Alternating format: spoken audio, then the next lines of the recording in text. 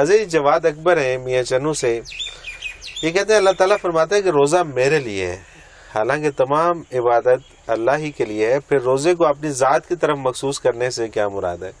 تمام عبادات میں لوگ بھی ساتھ شامل ہوتے ہیں. ٹھیک ہے. روزہ ایک ایسی کیفیت ہے جس میں بندے کی اپنی ذاتی ہوتی ہے، اللہ کی ذاتی ہوتی ہے. بالکل ٹھیک. تنہائی میں بھی ہوتا ہے، گھر میں بھی ہوتا ہے، جنگل میں بھی چلا جاتا ہے. نماز آپ بہت سے لوگوں کے ساتھ پڑھ لیتے ہیں اور نیک کام کرتے ہیں، لوگ بھی بازار بھی دیکھتے ہیں سارا.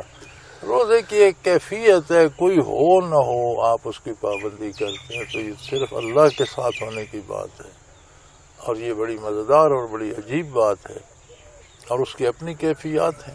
بالکل صحیح. اور اسی طرح اس کا اپنا معاوضہ اجر بھی ہے. ٹھیک بات، بالکل صحیح، بالکل صحیح.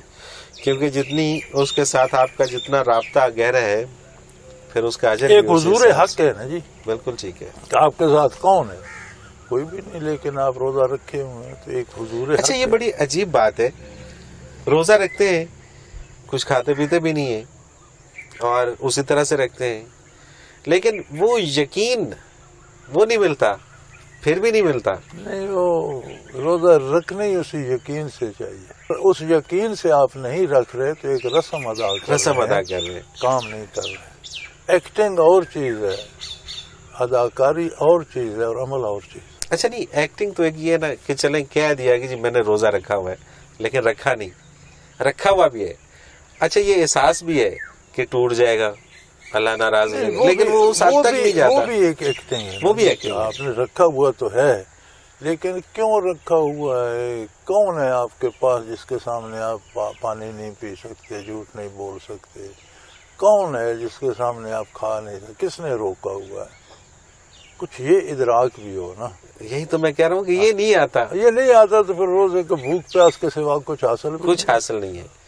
تو یہ وہ کیفیت جب تک نہیں آئیں گی تو یہ کوئی فائدہ نہیں ہے، اس سے بات نہیں بنے گی. بالکل صحیح بات ہے. ویسے تو جی ہم تو کہتے ہیں کہ اسلام کی مسلمان جو کلمہ گو ہے وہ مسلمانوں کی نقل بھی کرتا رہے تو اللہ اسے بخش دے، وہ الگ بات ہے.